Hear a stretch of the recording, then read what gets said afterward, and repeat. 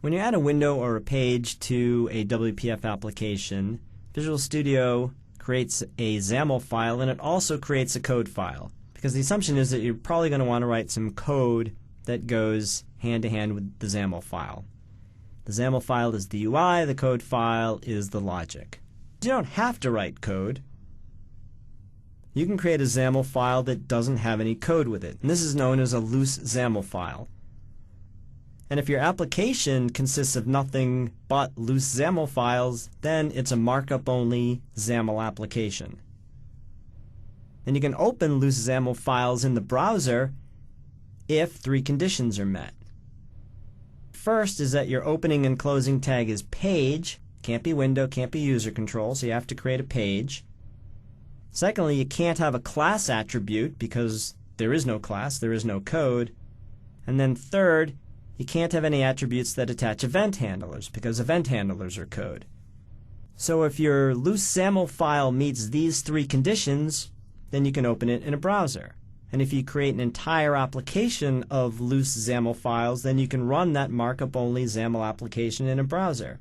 And therefore, you can deploy it by creating a website and adding the loose XAML files as content to the website. So let's see how to take an existing application, turn it into a markup-only XAML application, and then deploy it by creating a website. I have the Click Once demo project open, and right now this is a WPF application that runs on the client. So let's run it. And I can view courses, and when I click on a course, I see more information about that course. And when I click on the experts page, I can see their image and their bio. Now what I want to do is deploy this application on the web. I want to create a markup-only XAML application out of it and deploy it on a website. Now yes, I could rewrite this as a Silverlight application and run it on the web, but I don't want to do that. I want to create a markup-only version of this. So the first thing I'm going to do is create a new website.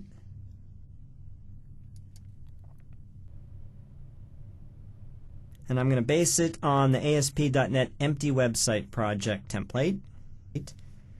The location is based on HTTP, and I'm going to create a website at localhost markup only demo. And click OK. So here's my website. It's an empty website with nothing in it. Now I'm going to add to it the files I need to run that application. So I will add an existing item, and I'm going to go to the samples folder, to deployment, to Click Once demo. I'm going to select all files, and what I want are just the XAML files, courses, experts 2, and main page.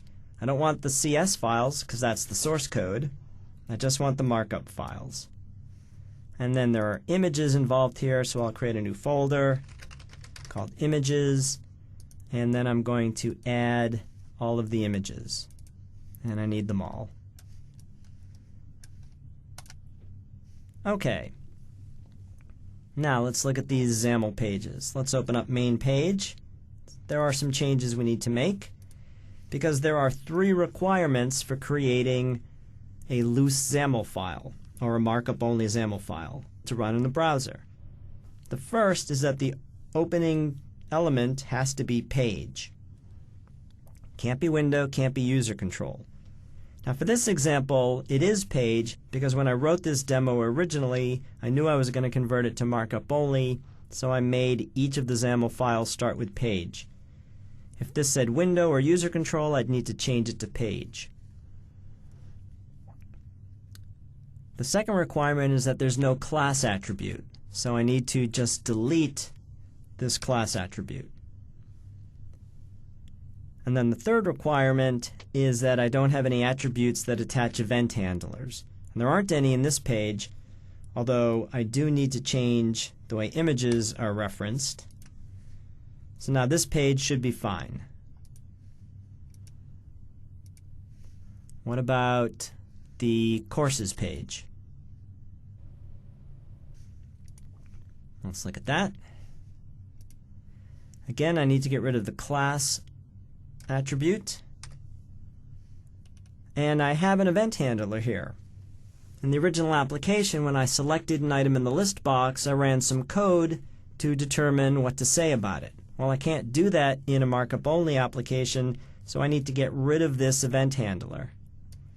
And then I need to figure out in XAML only some way of displaying additional information about each course when I click it. So to do that, I'm going to take a shortcut and I'm going to use a tag. This is our best course ever. And I'm going to add that tag to all of these because these are all our best course ever. We love all of our courses equally. Of course, the courses that I'm in are better than the others, but we still love them equally. There we go. And then I'm going to bind this text box to the tag of the selected item. So text equals binding element name equals courses list box and path equals selected item dot tag. That should work.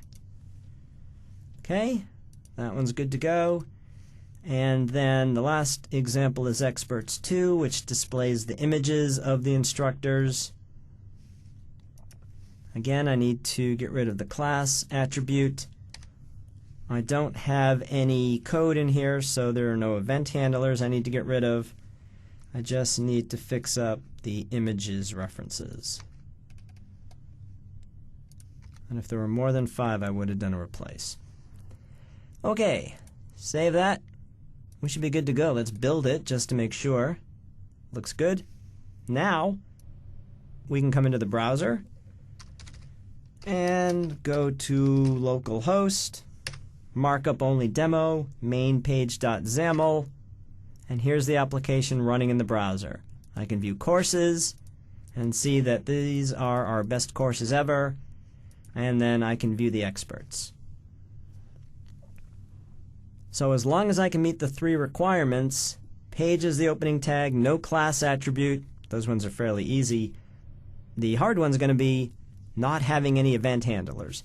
So if I have an application that relies heavily on code, I'm not going to easily be able to turn it into a markup-only XAML application and deploy it to a website like we just did here. But if the application is mostly UI and is mostly about displaying information, then as you've just seen, it's pretty straightforward to convert it to a markup-only XAML application, and it then runs in the browser. A XAML browser application, also known as an XBAP, is a page-based WPF application that runs inside a web browser. And it'll run in IE version 6 or later, and Firefox version 2 or later. And XAML browser applications are partial trust applications by default because they're running inside the browser. They're not actually installed on the user's computer. The application's downloaded and then runs in the browser cache. And you can deploy these using click once deployment. So we just saw a page-based WPF application that ran as a markup-only XAML application in the browser.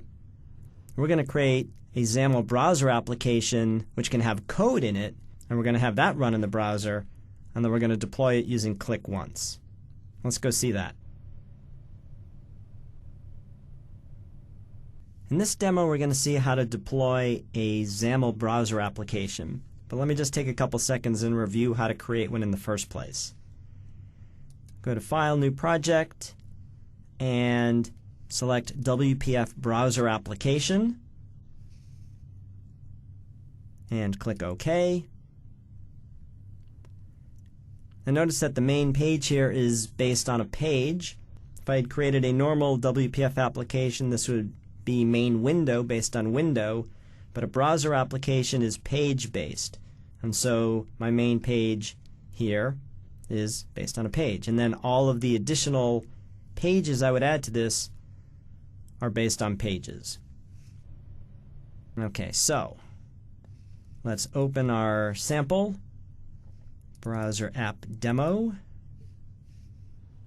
And so here's a browser app demo version of our app dev application. So main page is page-based, as are courses and experts. Okay, now when I press F5, this application runs, and because it's a browser application, it runs in the browser. So we can view courses, and we can see the experts. Now, how does this differ from the previous example where we took a WPF application and turned it into a markup-only application? Well, we get to not only keep the class attribute, but more importantly, we get to keep the code running in the event handlers. So what happens when we build this? Let's go into the output folder.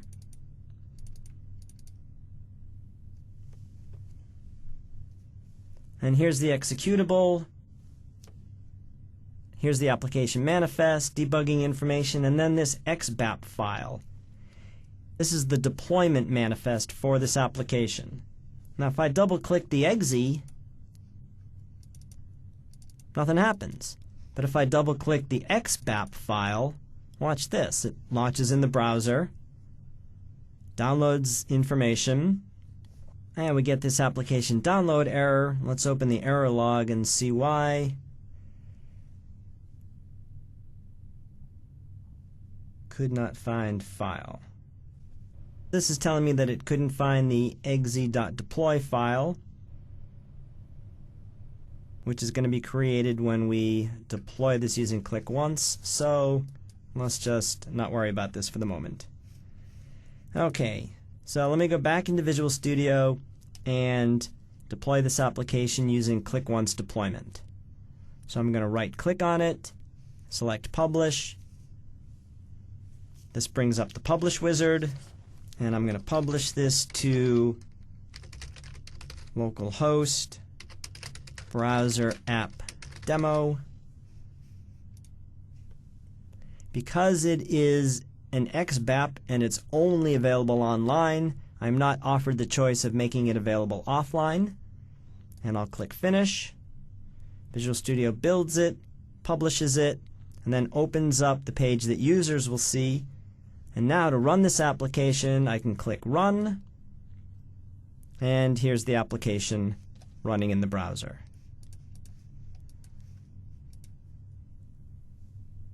So I built the XBAP application locally, tested it locally, and then deployed it to a website using click once deployment.